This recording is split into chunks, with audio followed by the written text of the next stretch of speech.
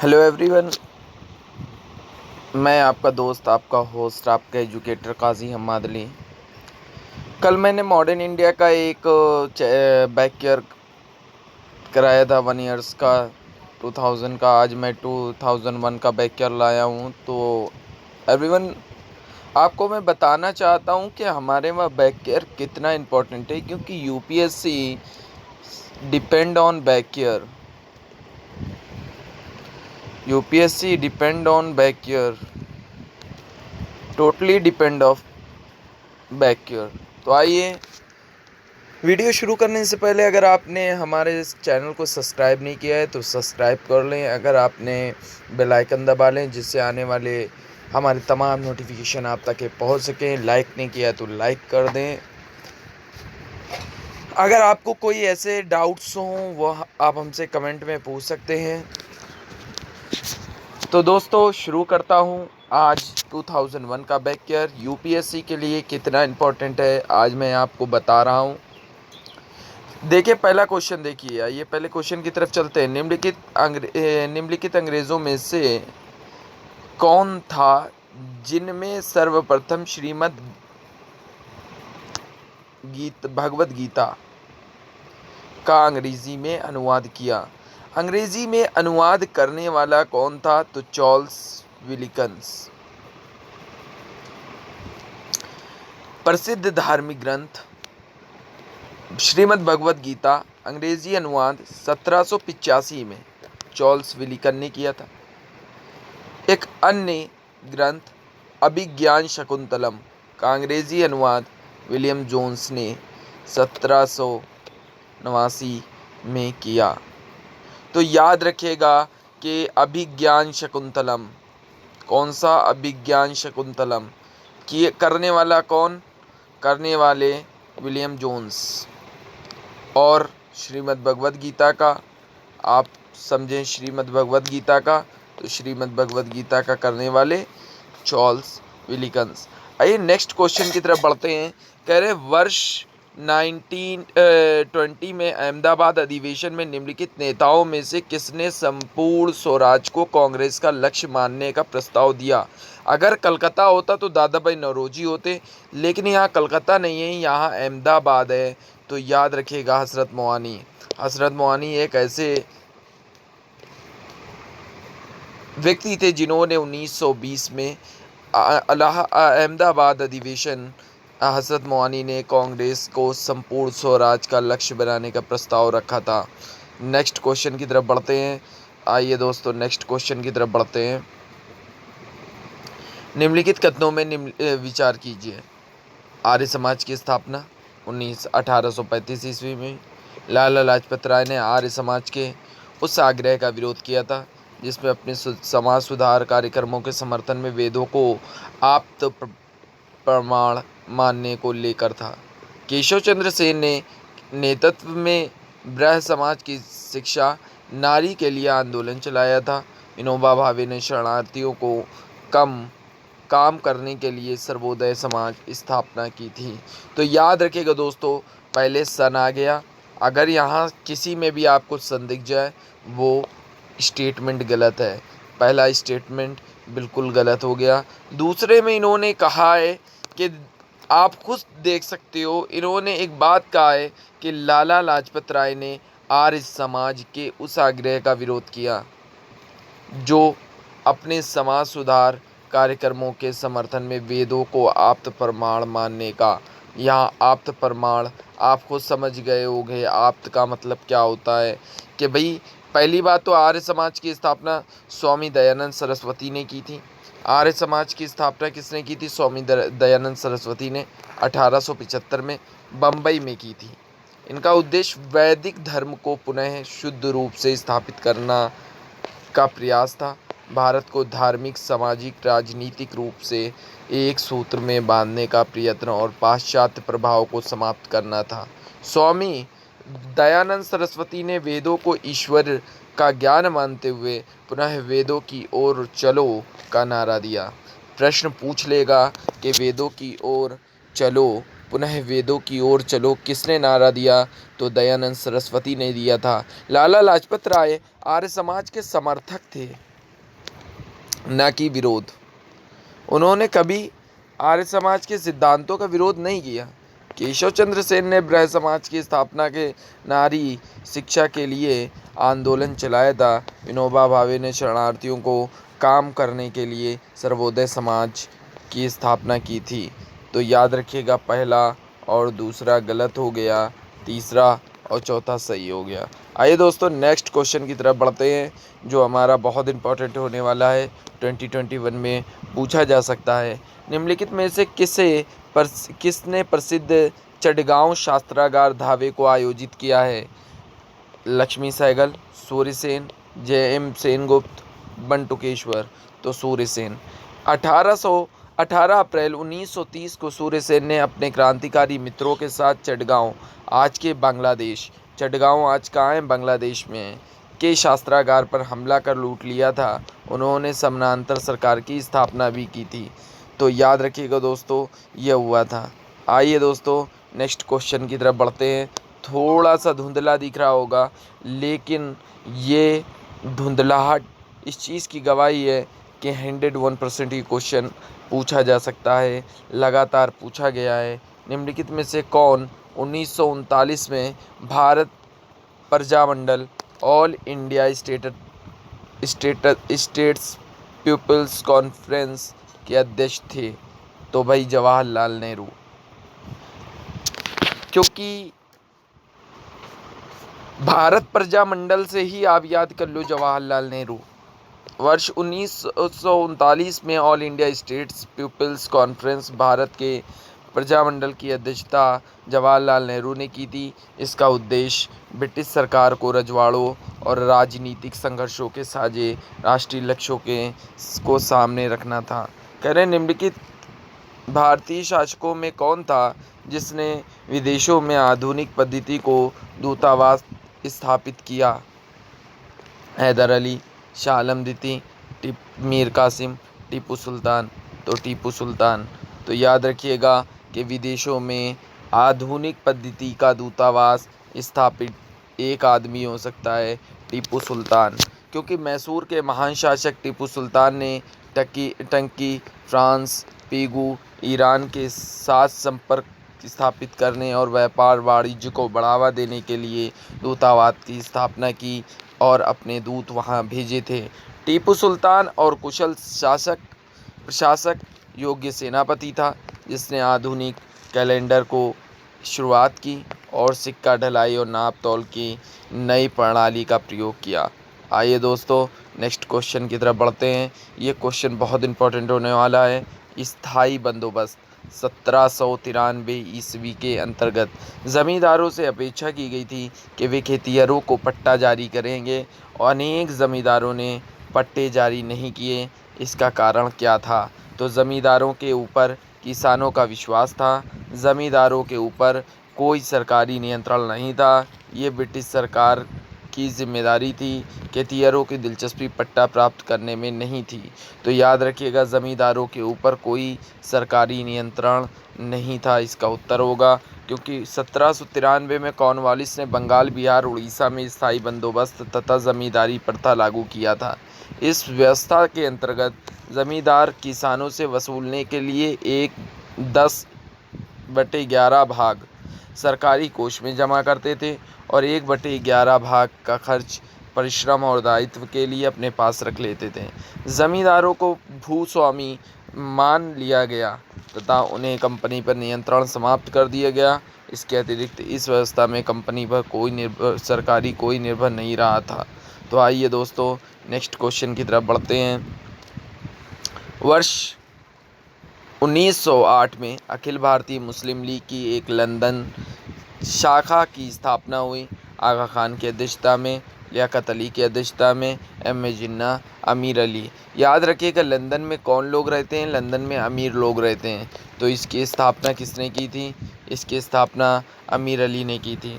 वर्ष 1908 में great Britain की राजधानी लंदन में अखिल भारतीय मुस्लिम लीग की स्थापना की अमीर अली द्वारा की गई थी। सैयद अमीर अली 1890 और 4 में तक कलकत्ता हाई कोर्ट में जज थे। इसके बाद वो इंग्लैंड चले गए। आइए देखिए, ये हंटर आयोग की नियुक्ति की गई। कालकोठरी घटना के बाद, जलियांवाला बाग हत्याकांड के बाद और 1857 के विद्रोह के बाद, बंगाल में विभाजन के बाद, तो जलियांवाला बाग हत्याकांड के बाद। तो आइए दोस्तों नेक्स्ट इसका सार भी पढ़ लेते हैं। कह रहे हैं 13 अप्रैल 1919 में जलियांवाला बाग हत्याकांड जांच हेतु 1 अक्टूबर 1919 में लॉर्ड हंटर की अध्यक्षता में एक आयोग की स्थापना की गई थी। इस आयोग में 5 अंग्रेज lord Hunter, justice sir George Rankin, WF Rice, major general sir George Barrow and sir Thomas Smith और 3 भारतीय सदस्य सर चिमनलाल सितलावाड़, साहबजादा सुल्तान अहमद और जगत नारायण आदि थे। आइए दोस्तों नेक्स्ट 2002 के प्रश्नों की तरफ बढ़ते हैं। आज हम इसको भी देखेंगे। कह रहे हैं चार्टर एक्ट 1813। देखिए 1813 में क्या हुआ हमें ये समझना है। तो 1813 के अधिकार में जो कंपनी ने व्यापार का एक अधिकार समाप्त कर दिया था 1813 में। फिर रेगुलेटिंग एक्ट आया। तो रेगुलेटिंग एक्ट ने कंपनी के निवेशकों को कंपनी के प्रबंधन से संबंधित सभी पत्राचार और दस्तावेज ब्रिटिश सरकार को प्रस्तुत करने को कहा गया। फिर एक्ट ऑफ 1858 आया, जिसमें कहा गया कि शासन का अधिकार ब्रिटिश ईस्ट इंडिया कंपनी के पास रहेगा और उसको ब्रिटिश क्राउन के हस्तांतरित कर दिया गया। फिर ईस्ट इंडिया एक्ट आया, तो उन्होंने कहा गया कि भारत के ईस्ट इंडिया कंपनी कार्यों को पूरी तरह विनियमित करने के लिए ब्रिटेन एक बोर्ड ऑफ कंट्रोल बनाएगा, यानी उत्तर होगा ए वाला। नेक्स्ट क्वेश्चन की तरफ बढ़ते हैं दोस्तों। तो नेक्स्ट क्वेश्चन हमारा कह रहा, निम्नलिखित में से किस एक ने 1857 में हाउस ऑफ कॉमन की एक याचिका प्रस्तुत करते हुए ब्रिटिश संसद में भारत के प्रत्यक्ष प्रतिनिधित्व की मांग की। प्रत्यक्ष प्रतिनिधित्व की हाउस ऑफ कॉमन, अगर हम यहाँ द दक्कन ऑफ एसोसिएशन है, अगर हम ये है सॉरी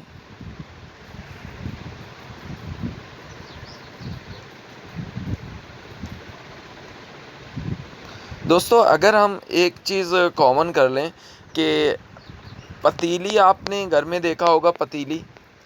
पतीली तो आप बहुत सारी लाते हैं, लेकिन ढक्कन उसका क्या होता है, उसका ढक्कन उसका क्या होता है, कॉमन होता है। अगर हम इससे याद कर लें कि कॉमन, अगर कॉमन आ गया हाउस ऑफ कॉमन तो ढक्कन, तो इसका उत्तर होगा ए, द दक्कन एसोसिएशन। अब इसके बारे में दोस्तों ज़रा विस्तार से भी पढ़ लेते हैं।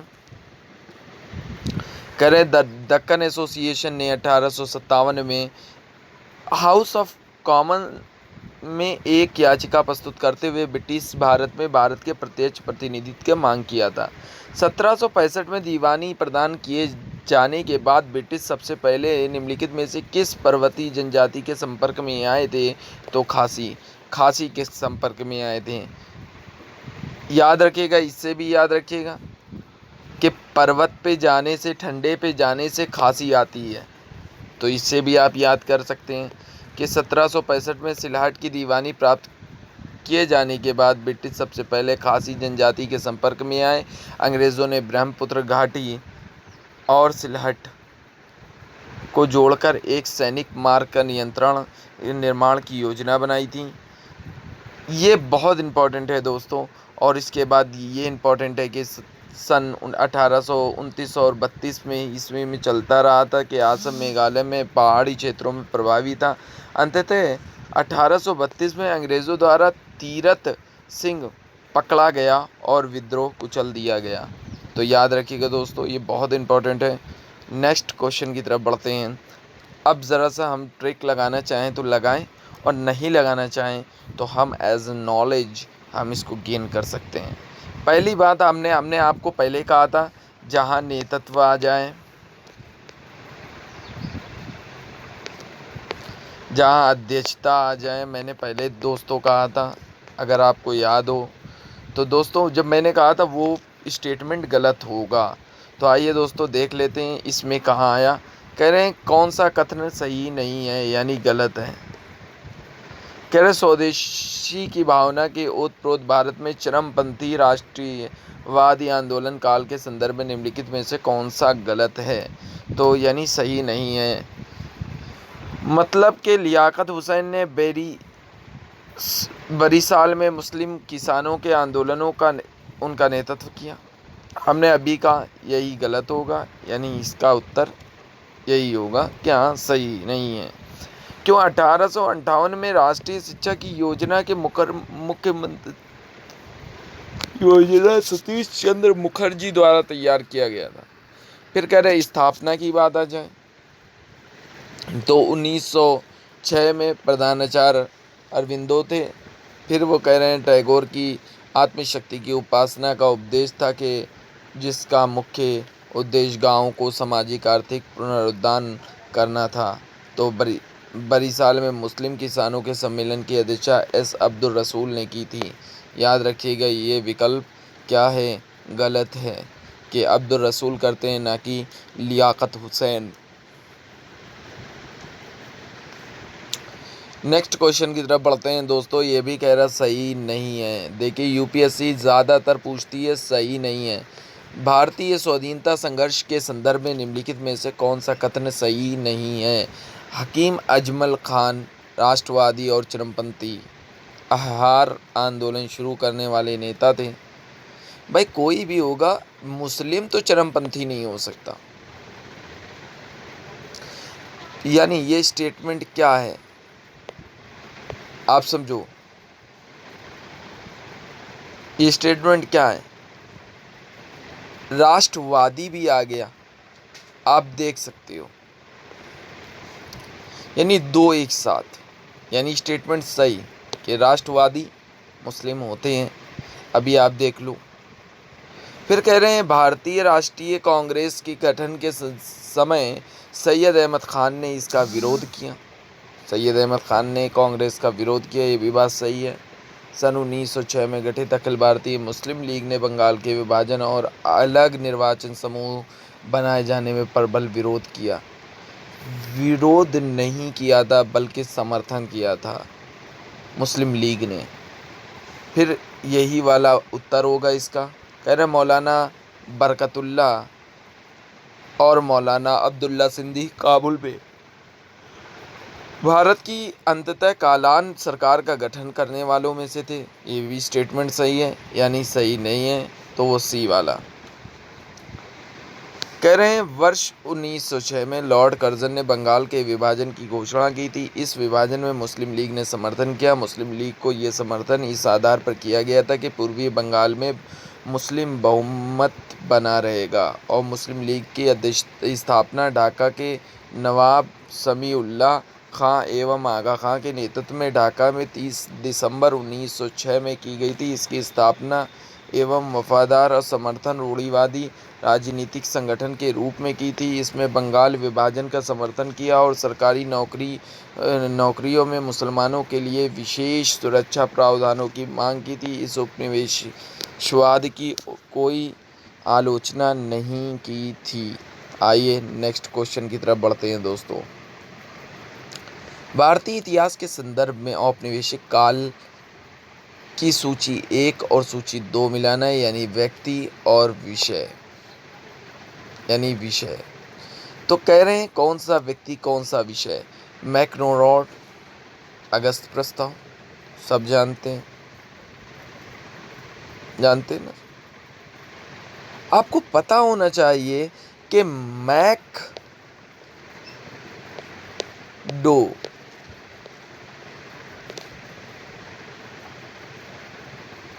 अगर हम यहाँ कहें मैकडोनाल्ड,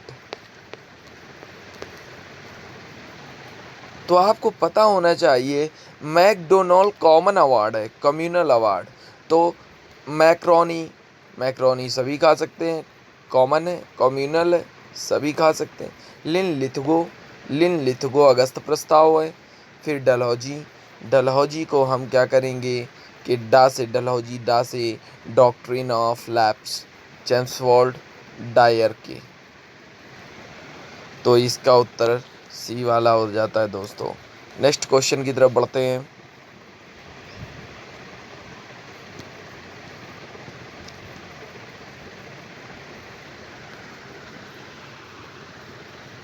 कह रहे भारतीय स्वाधीनता संघर्ष के दौरान रेड शॉर्ट्स के नाम से भी पहचाने जाने वाले खुदाई खिदमतगारों का ने आह्वान किया उत्तर पश्चिम के पश्तून जनजाति क्षेत्रों के अफगानिस्तान के साथ मिलकर एक करने का, उपनिवेशीय शासकों को आतंकित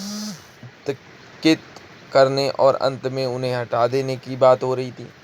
फिर कह रहे राजनीतिक और सामाजिक सुधार, साम्यवादी क्रांति विचारधारा अपनाने को, पठान क्षेत्रीय राष्ट्रवादी एकता और औपनिवेशवाद के विरुद्ध संघर्ष का। तो उत्तर होगा डी वाला। डी वाला क्योंकि अब्दुल गफ्फार खान ने, जिन्हें बादशाह खान के नाम से भी जाना जाता है, जन्म इनका पेशावर ज़िले में उस्मान जई गांव में हुआ था, पश्चिमोत्तर सीमा प्रांत में। राष्ट्रवादियों ने गफ्फार खान के सबसे महत्वपूर्ण थे। 1920 में बादशाह खान के रूप में प्रसिद्ध हुए। मई 1928 में खान के पश्तो भाषा का पहला मासिक पत्र पख्तून का प्रकाशन किया। वर्ष 1929 में हुई खुदाई खिदमतगार नाम की एक संस्था की स्थापना की। ये संस्था स्वयंसेवक दल तैयार करता था और स्वयंसेवक लाल कुर्ता पहनते थे। इस संस्था द्वारा चलाए गए आंदोलन को लाल कुर्ती आंदोलन भी कहा गया।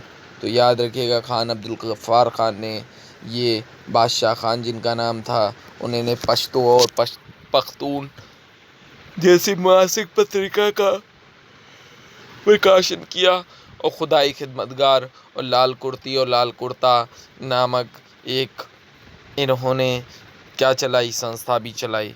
तो आइए दोस्तों नेक्स्ट क्वेश्चन की तरफ बढ़ते हैं। नेक्स्ट क्वेश्चन को हम देखते हैं। भारत में विभाजन को टालने का अंतरिम अवसर समाप्त हो गया है।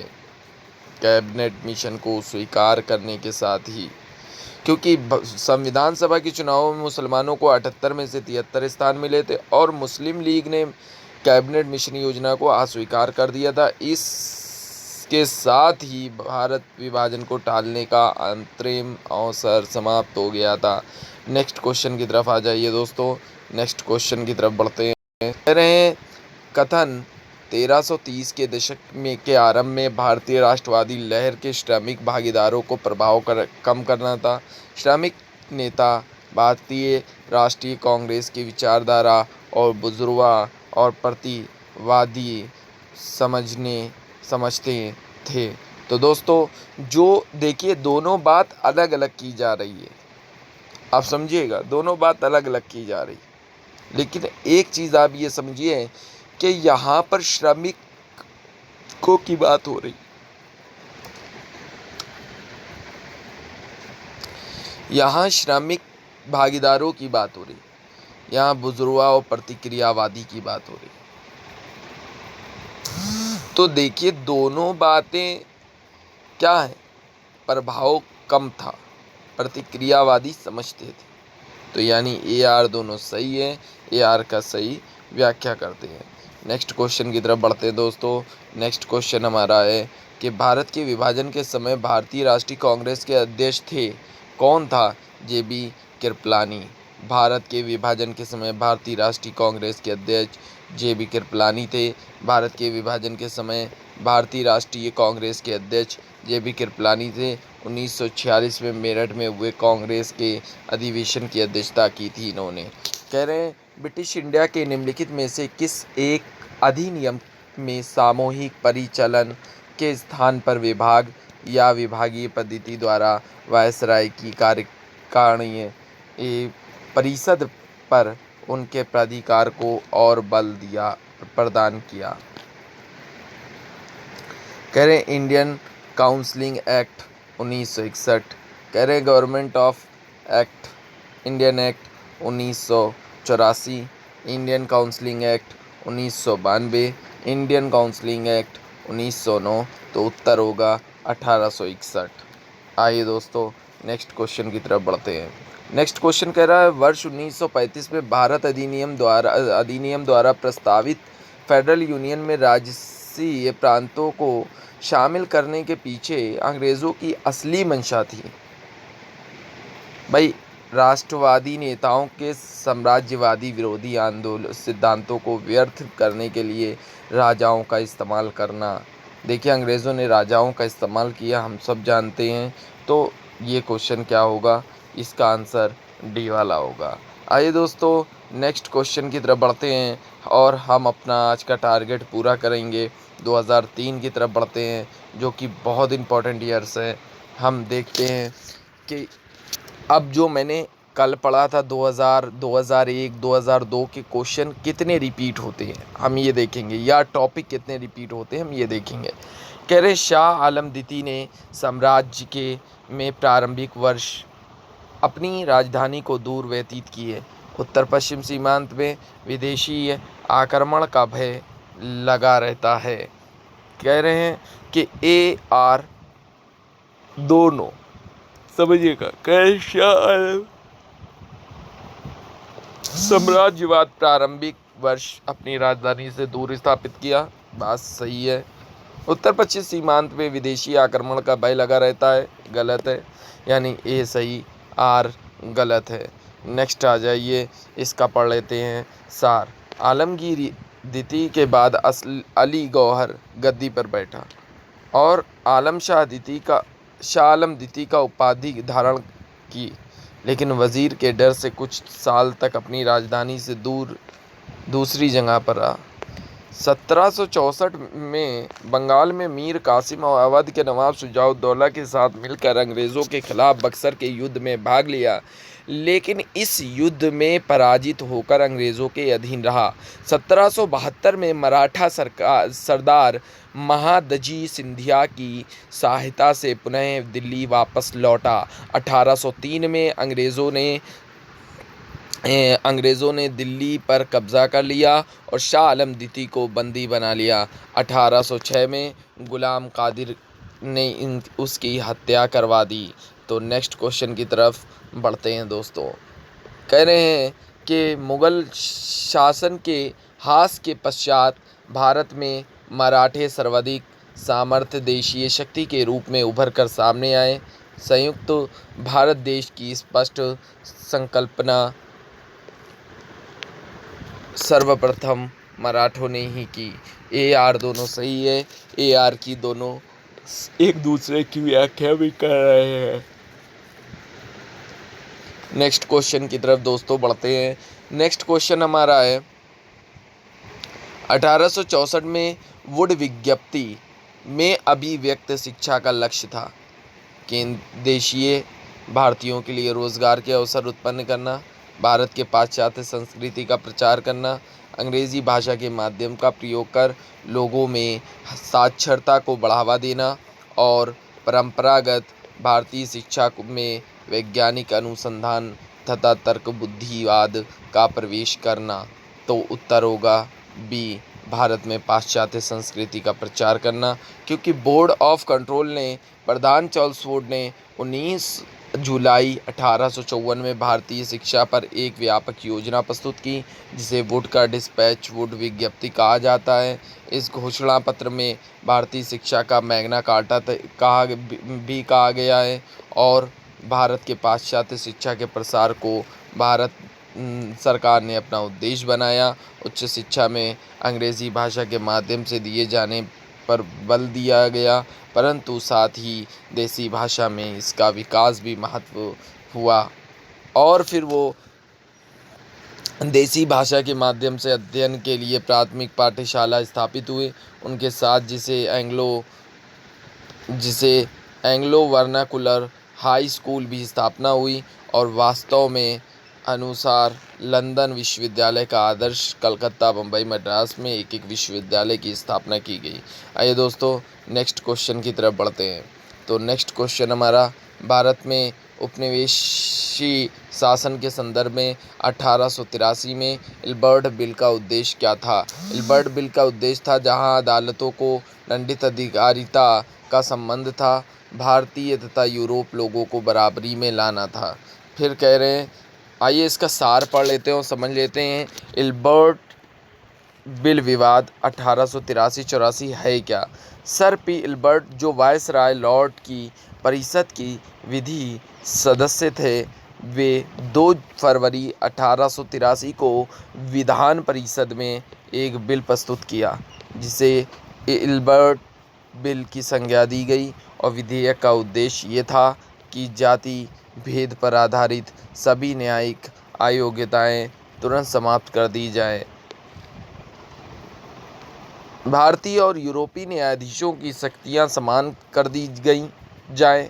इस विधेयक का यूरोप में अंग्रेज़ों द्वारा काफ़ी विरोध किया गया था और यूरोपीय समुदाय के विशेषाधिकारों की रक्षा हेतु प्रतिरक्षण संघ बनाया, और यूरोपीय समुदाय के दबाव में आकर सरकार ने इस विधेयक को रद्द कर दिया। सरकार ने इस कार्य का भारतीय जनमानस पर गहरा प्रभाव पड़ा।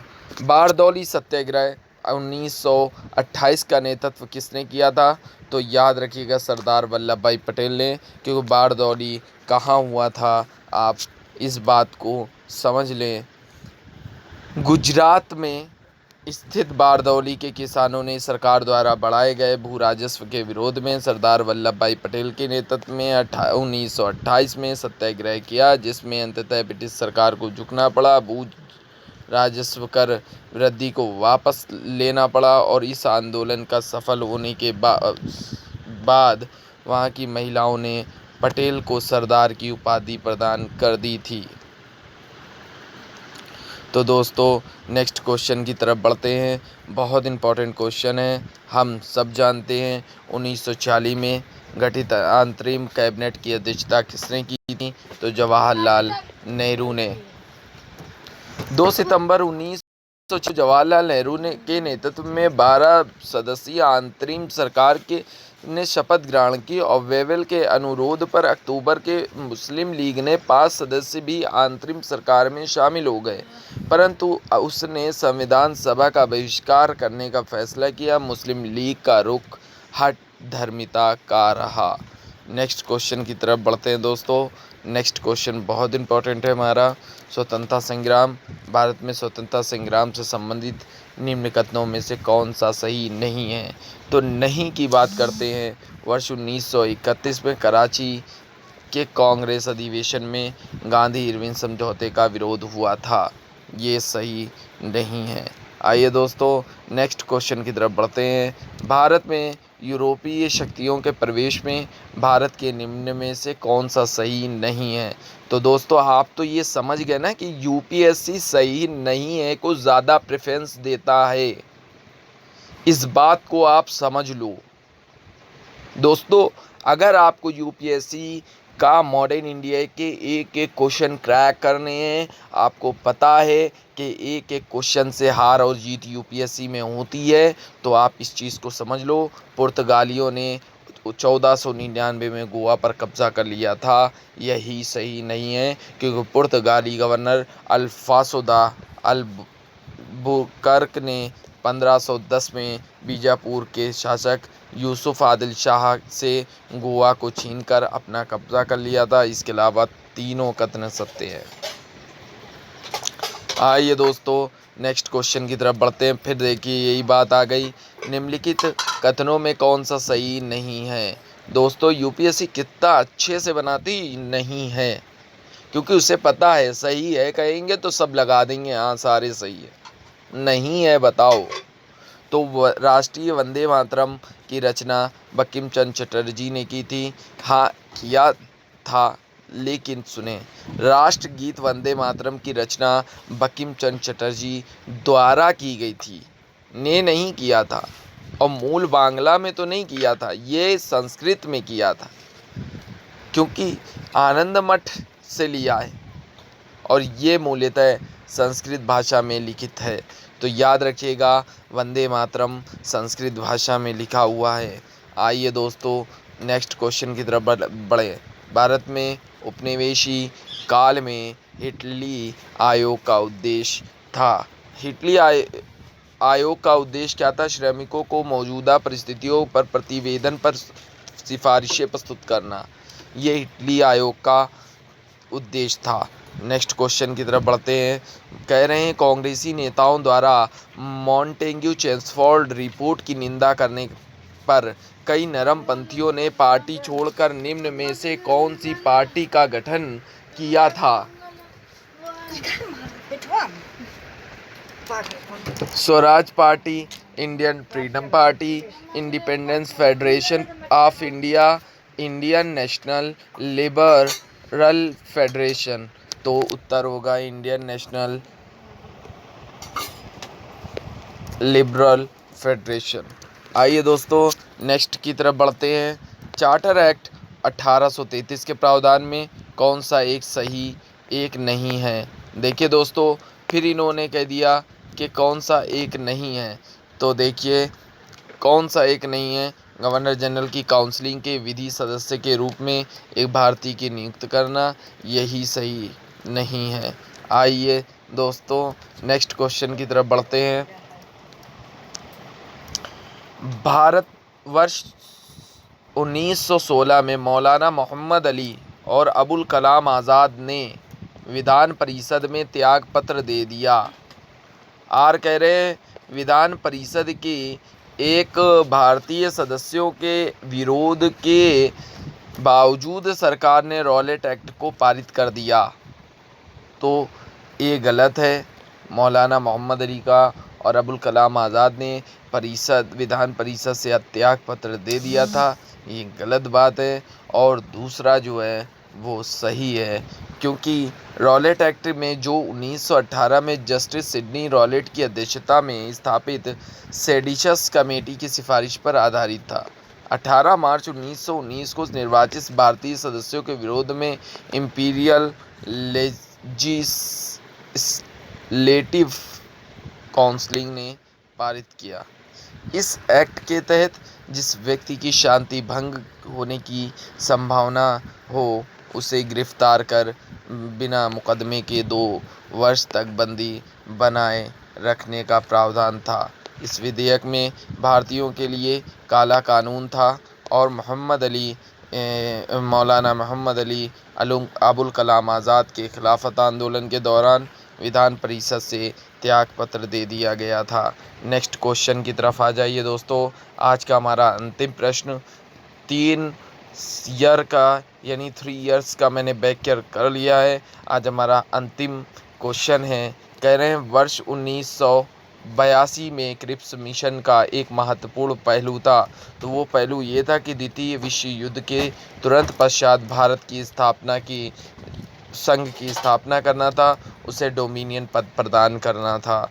तो विश्व युद्ध जो हमारा द्वितीय हुआ था, भारतीय सहयोग प्राप्त करने के लिए अंतर्राष्ट्रीय स्तर पर सहयोगी राष्ट्रों को संतुष्ट करने के लिए ब्रिटिश सरकार ने भारत के संवैधानिक गतिविधियों को दूर करने के लिए स्टैफोर्ड क्रिप्स चर्चिल मंत्रिमंडल में कैबिनेट मंत्री श्रमिक दल के नेता की अध्यक्षता में एक मिशन मार्च 1942 में भारत भेजा, जिसे द्वितीय विश्व युद्ध में भारतीयों के सहयोग की अपील से युद्ध के समाप्त हो जाने के पश्चात भारत को डोमिनियन स्टेटस और भारत के संविधान निर्माण तथा स्वशासन की स्थापना भी कही।